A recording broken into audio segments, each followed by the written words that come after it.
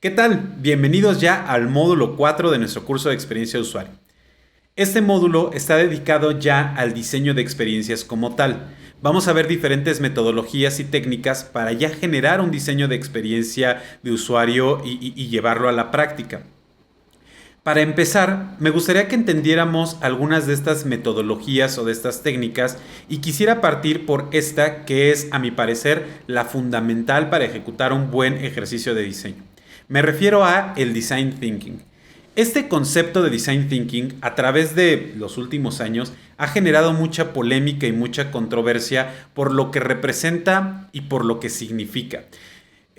Surge por ahí de los 80s en donde Tim Brown, un diseñador de experiencia en ese entonces, pues escribe un artículo para la Harvard Business Review en la cual utiliza este término, Design Thinking, y a este término lo anexa a un concepto que quiere decir que cualquiera puede diseñar. Sí, como en esa famosa película en la cual un chef dice que cualquiera puede cocinar, aquí un diseñador está diciendo que cualquiera puede diseñar. Y al igual que en la película, ese concepto esta idea pues trae mucha polémica, trae muchos conflictos y muchos debates en torno a que cualquiera pueda cocinar o en este caso que cualquiera pueda diseñar. Y principalmente estos debates surgen de diferentes segmentos o de diferentes sectores. Hay quienes piensan que el design thinking es únicamente una palabra, un buzzword, la cual tiene por objetivo pues maximizar o hacer parecer algo que es mejor de lo que realmente es. Hacernos ver como mejores a los diseñadores de lo que realmente somos. Hay gente que piensa que el design thinking se trata únicamente de colocar un montón de post-its con ideas y con conceptos y acomodarlos en la pared y listo, con eso ya somos diseñadores y con eso ya podemos generar una idea. Y pues la realidad es que no están muy alejados ninguno de estos dos conceptos de la realidad. La metodología pues nos ayuda a tratar de plasmar de alguna manera el conocimiento y la información que vamos adquiriendo a lo largo del proceso, pero no con el objetivo de únicamente escribirlo y pegarlo y ya, sino con el objetivo de analizar la información que estamos haciendo. Y por otro lado, el que sea un buzzword o una palabra para maximizar o para pretender algo al respecto del diseño, pues tampoco está tan alejado. No es que quiera pretender ser algo que no es, ojo, tampoco es que quiera fingir o que quiera simplemente ganar relevancia porque sí. No, está acompañado de entender que el diseño puede meterse en otras áreas, puede alcanzar otros niveles y puede generar otras soluciones. No en vano está publicado, este artículo que les decía de Tim Brown, está publicado en la Harvard Business Review, en una revista de una escuela que es especializada en negocios. No es casual que esté publicado ahí este artículo, no es casual que se ocupen estos términos o estas ideas en este momento o en este segmento en específico. ¿Cuál es el objetivo detrás de todo eso? Convencer a la gente de lo que el diseño es capaz de realizar, de lo que el diseño es capaz de hacer. En esencia, el design thinking lo que trata es de converger con el lenguaje y con el entendimiento y con los procesos y la forma de trabajar de los negocios para ofrecer soluciones que vayan más allá de las tradicionales del diseño.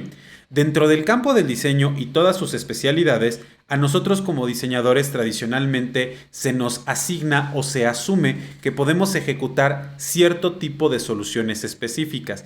En mi caso, como diseñador gráfico, pues tradicionalmente se esperaría que yo fuera capaz de generar un cartel, un logotipo, una identidad corporativa, de seleccionar un color o una tipografía adecuada para cierta comunicación, para cierto lenguaje, para transmitir ciertas ideas o ciertas sensaciones. Y es cierto, puedo hacerlo. Y no solamente puedo hacerlo, todo esto es hiperrelevante para la experiencia de usuario. Ya lo mencionábamos antes cuando hablábamos de los pilares, el rol que cubre un visual designer durante el proceso de la experiencia.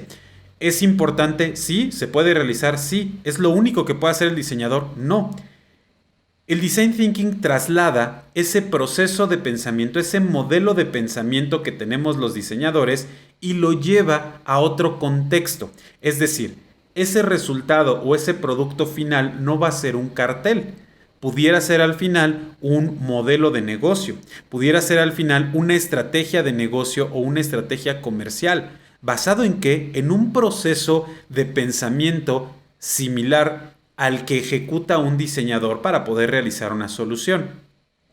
Pero bueno, dejemos de lado este tema de la controversia y de la polémica y enfoquémonos más en lo que puede hacer y cómo nosotros podemos sacarle provecho a esta metodología. En primer lugar, me gustaría ir a nuestro diccionario. Una vez más voy a citar a Nielsen Norman Group, como les decía en las primeras sesiones, pues estos especialistas en diseño de experiencia y usabilidad que desde hace ya muchos años nos han puesto el camino y nos han marcado por medio de investigación y por medio de artículos cuáles son los conceptos y cuál es la manera de administrarlos y de manejarlos. Y bueno, en Nielsen Norman lo que dicen sobre el design thinking es que esto se basa en un enfoque práctico y, ojo, centrado en el usuario para la resolución de problemas donde se busca llegar a la innovación y a su vez con la innovación podemos llegar a la diferenciación y de la diferenciación podemos llegar a una ventaja competitiva. Ojo con estos conceptos, ojo con este lenguaje. Innovación, diferenciación, ventaja competitiva. Estamos hablando del lenguaje de negocios. Estamos hablando de un lenguaje que una persona que tiene una empresa, que dirige una empresa, que dirige un equipo, que tiene un negocio, estas palabras le hacen sentido. Y entonces ya dice, ok, lo que estoy entendiendo aquí es que el diseño me va a ayudar a tener una ventaja competitiva. Bueno, cuéntame más, platícame más de cómo logramos esto. Si nosotros buscáramos en este momento en Google, por ejemplo, Design Thinking y nos fuéramos a la sección de imágenes, seguramente encontraríamos algo como esto. Un montón de diagramas, un montón de procesos, un montón de estructuras, un montón de pasos, ciclos, diferentes maneras de entender un concepto, de entender un proceso. Todos estos yo diría están bien, están mal, da igual. A final de cuentas, lo que nosotros debemos comprender es que el design thinking son una serie de pasos que nos van a permitir a nosotros resolver un problema o atender una situación. Es una serie de pasos que forzosamente deben contener el entendimiento, como ya veíamos en una de las clases anteriores cuando hablábamos del research, esta fase en la cual nosotros nos acercamos con los usuarios, entendemos sus necesidades, entendemos sus modelos de pensamiento, entendemos sus frustraciones y de acuerdo a eso tomamos ideas y tomamos insights que nos permiten a nosotros ejecutar, que nos permiten a nosotros generar una solución para esos problemas, para esas necesidades, para esos requerimientos, con base en qué, en esas motivaciones, en esas frustraciones y en todos estos datos que identificamos y que obtuvimos en la fase del entendimiento.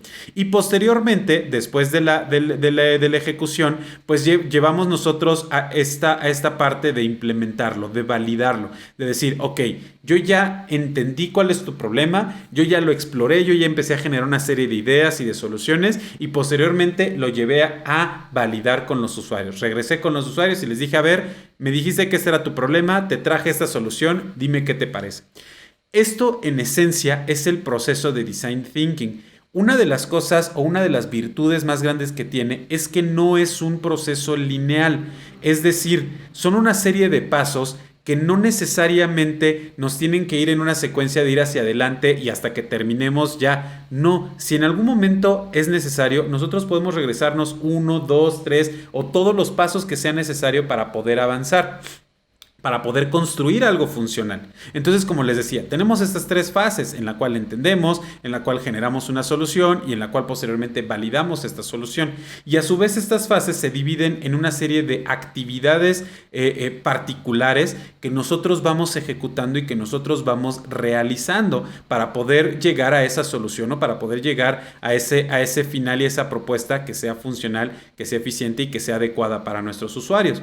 Como les decía, y como ya habíamos platicado en el ejercicio, en la clase donde platicamos sobre User Research, la parte del entendimiento, pues justamente son esas dos fases en las cuales nosotros entendemos las necesidades, entendemos una propuesta o algo que quiere hacer el negocio, vemos si esa idea o esa propuesta es afín para nuestros usuarios y si así es, entendemos cómo los usuarios necesitan eso, cómo necesitan que funcione, cómo necesitan que llegue a ellos, cómo necesitan que se les presente y que todo esto haga lógica, que todo esto haga sentido.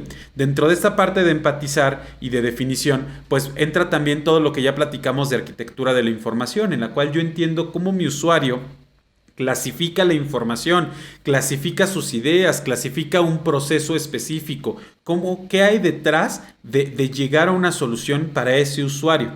Toda esta fase y todo este momento de entender al usuario nos genera una serie de insights, de hallazgos, con los cuales nosotros podemos pasar a la siguiente fase, que se llama explorar, en la cual nosotros ya vamos a generar nuestra solución.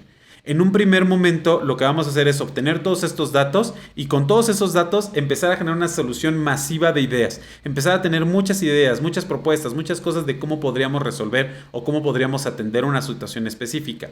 Esas ideas poco a poco las vamos concentrando, las vamos resumiendo hasta quedarnos con pocas, hasta quedarnos con las más adecuadas, las más funcionales.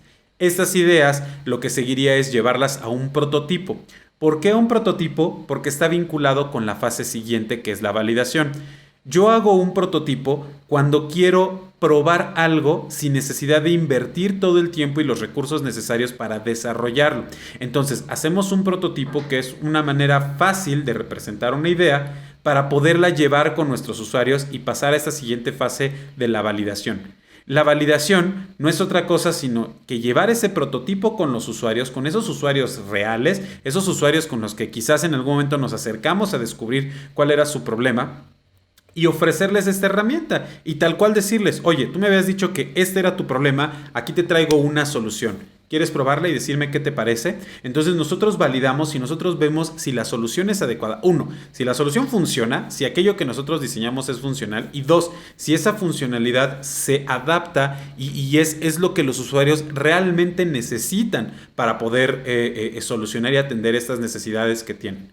Una vez que nosotros obtenemos la información de la validación, y aquí es donde viene todo este tema de la no linealidad, pues yo puedo decir, ok, lo que obtuve como resultados me dice que mi prototipo está mal hecho porque este botón no mandaba, tenía que ser, era confuso, era no sé qué. Entonces podemos regresar y modificar el prototipo. Bien podríamos darnos cuenta que a lo mejor desde la idea no es lo más adecuado y podríamos regresar a la fase de la ideación. Bien podríamos darnos cuenta que a lo mejor ni siquiera lo que descubrimos es lo que necesitábamos y podemos regresar a la fase de empatizar o de definir. O sea, este proceso nos permite justamente esto, avanzar y si es necesario regresar y corregir los datos para poder seguir avanzando. Y todo esto en un ambiente controlado, en un tiempo controlado. ¿Para qué? Para no tener un desperdicio o un gasto innecesario de recursos. Una vez que ya nosotros tenemos validado y que ya estamos seguros que la idea es pues lo más funcional posible, entonces sí liberamos y ya pasamos a una fase de liberación o de lanzamiento, en la cual ahora sí ya nos vamos con un equipo de desarrollo y viene otro proceso en el camino del diseño que tiene que ver ya más con la implementación de la solución que nosotros estamos generando. Ahora, el cómo implementar o cómo llevar a cabo la metodología de Design Thinking, pues hay muchísimas actividades. Como lo veíamos en la parte de descubrimiento, pues hay muchas técnicas, hay muchas especialidades, hay muchos equipos que pueden llevar a cabo esto. De la misma manera, en la parte de la ideación, del prototipado y de la validación, pues existen muchas actividades, existen muchas dinámicas, existen diferentes ejercicios que nosotros podemos estar ejecutando para llevar a cabo. Uno de ellos y una de las técnicas que en lo personal me ha resultado más funcional, más eficiente y de una manera más productiva para generar soluciones es el Design Sprint. Esta metodología, lo que conlleva, lo que se necesita y cómo funciona, lo vamos a platicar en la siguiente clase. Entonces, acompáñenme a la siguiente clase en donde les platicaré un poquito más sobre qué es el Design Sprint y cómo podemos sacarle provecho. Allá nos vemos.